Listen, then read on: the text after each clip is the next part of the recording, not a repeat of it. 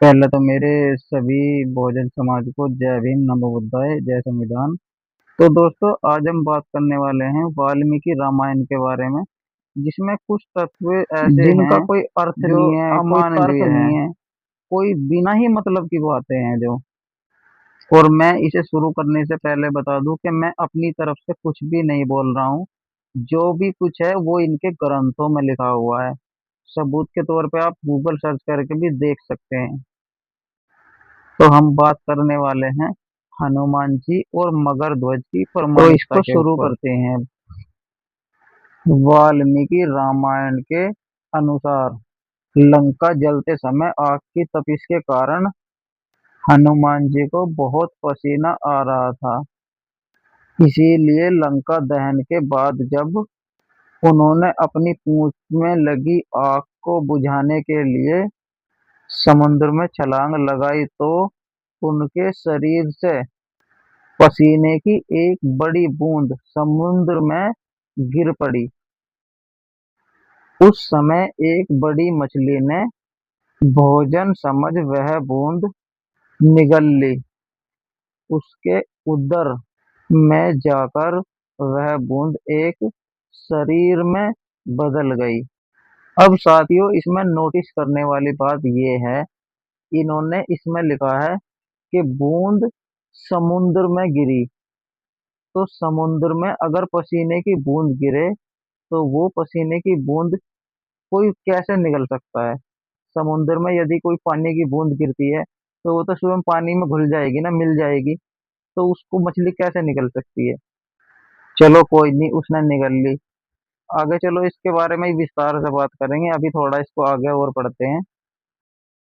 एक दिन पाताल के असुर राज अहि रावण के सेवकों ने इस मछली को पकड़ लिया। जब वे उसका पेट चीर रहे थे तो उसमें से वानर की आकृति का एक मनुष्य निकला। वे उसे आही रावण के पास ले गए। आही रावण ने उसे पातालपुरी का रक्षक नियुक्त कर दिया। यही वानर हनुमान पुत्र मगरध्वज के नाम से प्रसिद्ध हुआ। जब राम रावण युद्ध हो रहा था तब रावण की आज्ञा अनुसार राम लक्ष्मण का अपहरण कर उन्हें पातालपुरी ले ले गया। उसने अपहरण से वानर सेना भयभीत व शोकाकुल हो गई, लेकिन विभीषण ने यह भेद हनुमान के समक्ष प्रकट कर दिया। तब राम लक्ष्मण की सहायता के लिए हनुमान जी पातालपुरी पहुंचे। जब उन्होंने पाताल के द्वार पर एक वानर को देखा तो वह आश्चर्यचकित हो गए। उन्होंने मकरध्वज से उसका परिचय पूछा।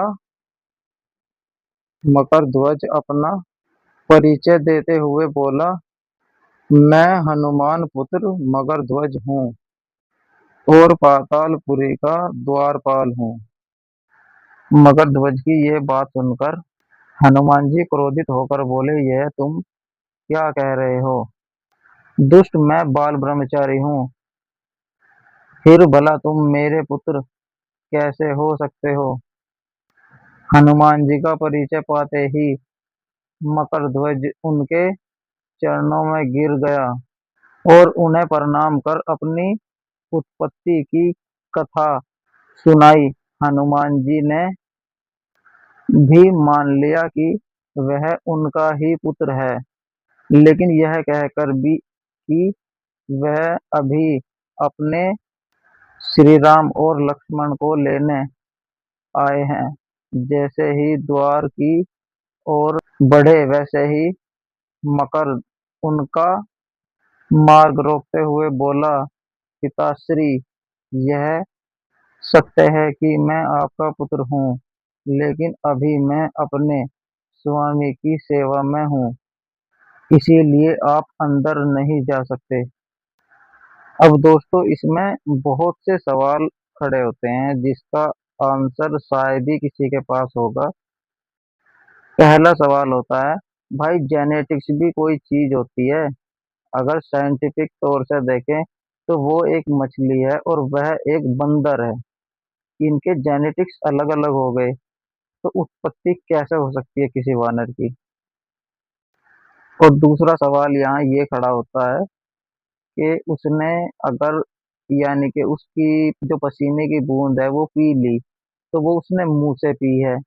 हर चीज का एक प्रोसेस होता है, तो वो, यानी कि उसके गर्भ में बच्चा कैसे रुका? तो दोस्तों ये भी बहुत सोचने वाली बात है। इसमें जिसने भी ये लिखा है ना, मतलब दिमाग यूज नहीं किया है कि मैं क्या लिख रहा हूँ, क्या बोल रहा हूँ, आगे चल के इसका इफेक्ट क्या होगा। कोई मतलब नहीं है, बस जो दिमाग में आ रहा है लिखे जा रहा है।